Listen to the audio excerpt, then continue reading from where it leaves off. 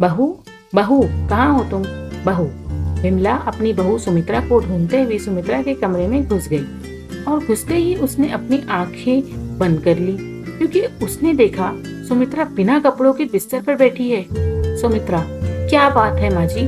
विमला, छी छी छी बहू, तुम्हारे कपड़े कहाँ हैं? तुम बिना कपड़ों के क्यों बैठी हो? सुमित्रा, गर्मी की वजह से माँ जी। हाय गर्मी। विमला, हाय गर्मी नहीं, हाय हाय बहू, कोई देख लेगा तो क्या कहेगा? सुमित्रा, देखने दीजिए ना माँ जी, ये कोई नई चीज है क्या? हा हा हा। विमला, बड़ी बेशर्म हो तुम तो। विमला गुस्से से लाल हो गई। विमला को एक संस्कारी बहू चाहिए थी, लेकिन उसका बेटा राजीव शहर गया कॉलेज में पढ़ाई करने के लिए और राजीव को मिल गई सुमित्रा। सुमित्रा शहर की लड़की थी, अमीर बाप की एक लौती बेटी, जिसे कभी समाज की परवाह नहीं थी। सुमित्रा, राजीव, मैं तुमसे प्यार करने लगी। राजीव, लेकिन क्यों? मैं तो तुम्हारी बिरादरी का भी नहीं हूँ। सुमित्रा, तो क्या हुआ? प्यार में ये सब नहीं देखते? कॉलेज में सुमित्रा की सहेलियों ने उससे पूछा। सहेली, सुमित्रा, तूने उस राजीव में क्या देखा? गांव का लड़का है वो। सुमित्रा, हाँ, तो क्या हुआ? मैंने भी कभी गांव नहीं देखा क्या? इस बहाने गांव भी घूम लूंगी। सुमित्रा को हमेशा से छोटे कपड़े पहनने का शौक था। राजीव ने उसे कहा था, राजीव, देखो सुमित्रा, गांव के लोग मॉडर्न नहीं हैं, इसलिए तुम्हें वहां जाकर अपने कपड़ों पर थोड़ा ध्यान देना होगा। सुमित्रा, कोई बात नहीं राजीव, तुम्हारे लिए मैं इतना तो कर ही सकती हूँ।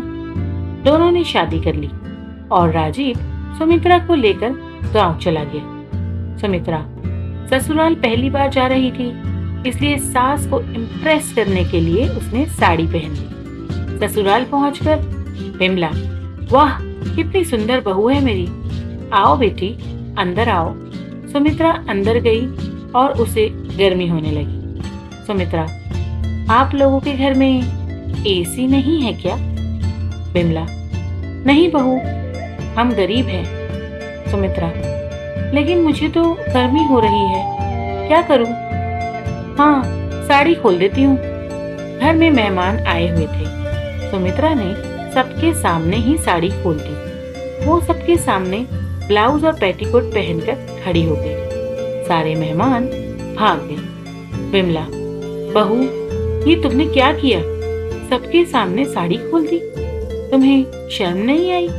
सुमित्रा, शर्म क्यों आएगी माँ जी, मैं तो इससे भी छोटी छोटी ड्रेसेस पहनती हूँ। विमला, मतलब तुम यहाँ भी वो सब पहनोगी क्या? राजीव ने बात को टालने के लिए कहा।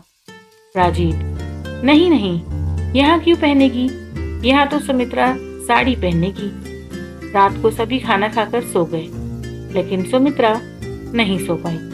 उसे एसी में सोने की आदत जो थी। सुमित्रा, अरे राजीव, एसी लाओ ना। राजीव, अब मैं यहाँ एसी कहाँ से लाऊं? अच्छा, ऐसा करो, तुम नहा लो, अच्छा लगेगा। सुमित्रा नहा धोकर सो गई। अगले दिन राजीव ऑफिस चला गया। विमला काम करने लगी और सुमित्रा अपने कमरे में पंखे के नीचे बैठ गई। सुमित्रा, अगर पहले पता होता कि यहाँ इतनी गर्मी है तो मैं यहाँ कभी नहीं आती। एक काम करती हूँ, सब कुछ खोल देती हूँ। ये बोलकर सुमित्रा ने सब कुछ खोला डाला। उधर नई बहू को देखने के लिए विमला की पड़ोसी जानकी आई। जानकी, अरे ओ विमला, अपनी नई बहू से नहीं मिलवाओगी? विमला, हाँ हाँ, जरूर मिलवाऊंगी, तू रुक, मैं बुला के लाती हूँ। विमला सुमित्रा को बुलाने गई और जाकर देखा कि सुमित्रा बिना कपड़ों के बैठी हुई है। दोनों में बातचीत होने लगी और इतने में जानकी खुद बाहर चली आई। जानकी, अरे इतनी देर क्यों हो रही है? अरे ये क्या? जानकी की आंखें जैसे बाहर आ गई। जानकी, अरे बाप रे, सुना था राजीव की बीवी मॉडर्न है, ये तो कुछ ज्यादा ही मॉडर्न निकली।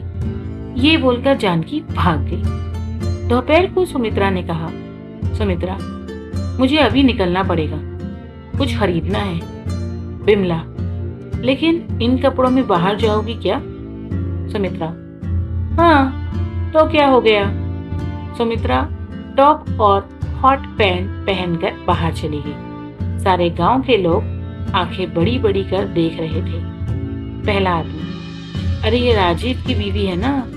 दूसरा आदमी, अरे हाँ भाई, सुना है ये घर में बिना कपड़ों के घूमती है। पहला आदमी, अरे वाह, फिर तो देखना पड़ेगा। अगले दिन दोनों आदमी सुबह सुबह घर के बाहर चले गए और खिड़की से अंदर झांकने लगे। सुमित्रा बिना कपड़ों के बैठी हुई थी। दोनों ने मोबाइल फोन से उसका वीडियो बना दिया। पहला आदमी, अब इस वीडियो को दिखाकर राजीव से पैसे लेंगे। शाम को राजीव घर लौट रहा था। इतने में दोनों उसके सामने आ गए और वीडियो दिखा दिखा कर कहने लगे। पहला आदमी, राजीव पैसे दे, नहीं तो ये वीडियो वायरल कर दूंगा। राजीव ने पैसे देकर वीडियो डिलीट करवाया और घर लौटकर सब कुछ कहा। राजीव, सुमित्रा, मॉडर्न होना अच्छी बात है, लेकिन बेशर्म होना नहीं। अगर ऐसा बार बार होगा तो क्या होगा? सुमित्रा, माफ कर दीजिए, आगे से ऐसा बिल्कुल नहीं होगा। मुझे सब कुछ समझ में आ गया है। राजीव, सुमित्रा ने गांव के तौर तरीके समझ गई और खुशी खुशी रहने लगी। उसे समझ आ गया कि बुजुर्ग लोग सही कहते थे, जैसा देश वैसा भेष। दोस्तों, ये मॉरल स्टोरी आपको कैसी लगी? नीचे कमेंट में हमें ज़रूर बताइएगा। कहानी को पूरा पढ़ने के लिए शुक्रिया। अगर आप मेरे चैनल पर नए हैं तो प्लीज़ मेरे चैनल को ज़रूर सब्सक्राइब कर लेना, ताकि इस तरह की कहानी की नोटिफिकेशन सबसे पहले आपको मिले।